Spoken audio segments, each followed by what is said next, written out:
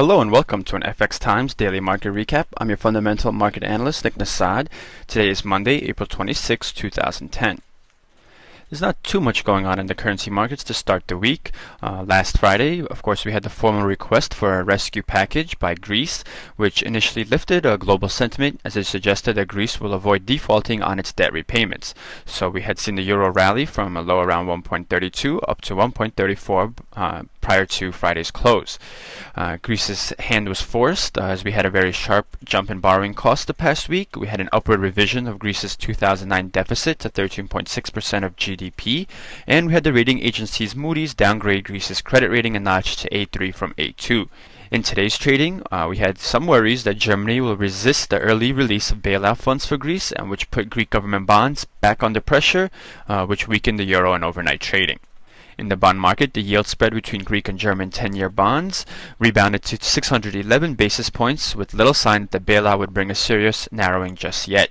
There was also little sign of the cost of credit default swaps declining, with the price of Greek as well as Spanish and Portuguese swaps edging higher. The German finance minister over the weekend said that Germany would make no final decision on the country's 8.4 billion euro share of the loan package until Greece provided a more detailed program of additional austerity measures. For them, making promises of concrete aid too soon would only have the effect of taking the pressure off Greece in order to make its needed reforms. So overall, that uncertainty continued to pressure the euro in today's trading, though we did stop our decline at the 1.32 level, which was about a 50% retracement of Friday's rally. Right, and so 1.33, we tested it a couple of times, once prior to the beginning of New York trading, and then again around noon New York time, and we have set that level up as support, and the euro was rebounding slightly in later New York trading on general risk appetite. We did have the Bundesbank President Weber say that the German economic recovery is expected to gain momentum in the second quarter, which may have helped the pair to stabilize here in New York trading. We now test the 100-period moving average in this pair, if we're looking at a 1-hour candles, plus this downward sloping level of resistance. We'll see how the uncertainty over how the rest of Greece's negotiations with the EU and IMF will proceed, as we do have concerns that Greece will still have problems implementing austerity measures demanded by the rescue plan, and fears that other indebted Eurozone nations could still face their own funding problems, which continue to weigh on the market. Taking a look at the euro-pound pair, we saw some very strong gains in favor of the pound as we cut all of the rally we had seen in Friday's session. We did find support at the 0.86 level, and since then we have seen the euro make a small counter rally in later New York afternoon trading. Taking a look at this pair in a daily time frame, we see that today's low goes back to the lowest we've been since the beginning of February here, but we see that we did rally following that test, and if we move back further, our next actual level of resistance probably comes around this 84.50-85 area. We can also see from this daily candlestick view that if we draw an upward sloping support trend line connecting our lows back here on last year and testing the same lows, that trend line in February and March, we see that we did break that level in today's trading. So now if we move below our horizontal resistance here at the 85 level, we could see further declines in this pair. The pound also rallied against the dollar today, moving above the 1.54 level, which was our highs from Friday's session, as we had a home track measure of housing prices show another month of increases, and prices had picked up 1.8% on the year. In today's trading, we also moved above our highs from all of last week as we tested just below the 1.55 level. That rounds up against resistance we had seen 2 weeks ago, with our absolute high there at 1.5520, but we could probably draw a lower level of resistance here around the 1.55 level as well. So we tested that again, and with the election coming up in the UK, and there's still some uncertainty about what will happen, this 1.5520 level may be a tough level for the pair to crack.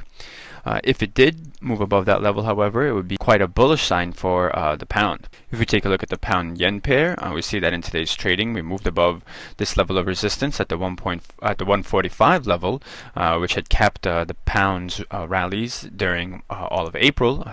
We have tested it twice prior to Friday's test, and finally we have moved above that level and began to consolidate here around just below 146. That extends the rally in this pair since we hit a low around 139.30 to start last week's trading. Overall, a pound is a strong performer today as we had some positive housing data early on Sunday, which helped it to move above some resistance levels. And a look at the dollar-yen pair, it was kind of uneventful as we traded mainly sideways following our rally on Friday to the 94.40 level, and that we held that as our high in today's session as we again moved sideways in about a 50 pip range, consolidating the gains in this pair that we've since our rally on Monday here as well, last Monday.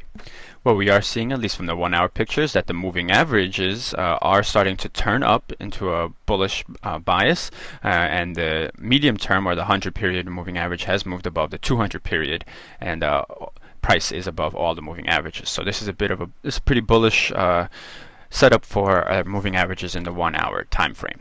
The US dollar Canadian dollar pair was also trading sideways today. We had set up this bit of a upward sloping channel short for about 3 sessions to end last week, but today we just moved sideways along this parity level with our pair being below parity for most of the trading session and then popping above parity in later New York trading. We did have oil prices down today, so that helped to move the pair in favor of the greenback and against the Canadian dollar. Looking at the Aussie US dollar pair, we had set up this downward sloping resistance trend line connecting our highs, our last several highs, and we could see that in today's trading we came close to testing that resistance, and we were unable to move above it, and in fact retraced most of our rally in today's session.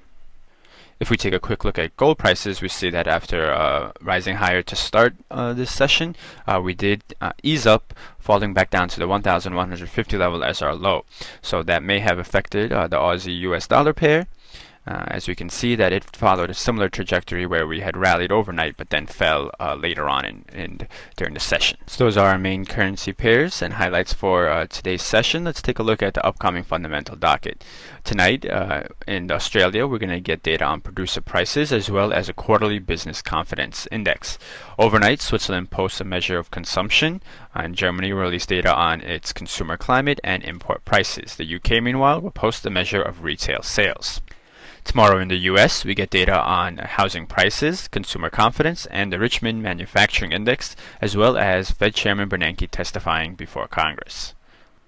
And that will do it for our Monday edition of the Daily Market Recap. For more news, videos, and analysis, please visit our site FXTimes.com. I want to thank you for watching and wish you good trading.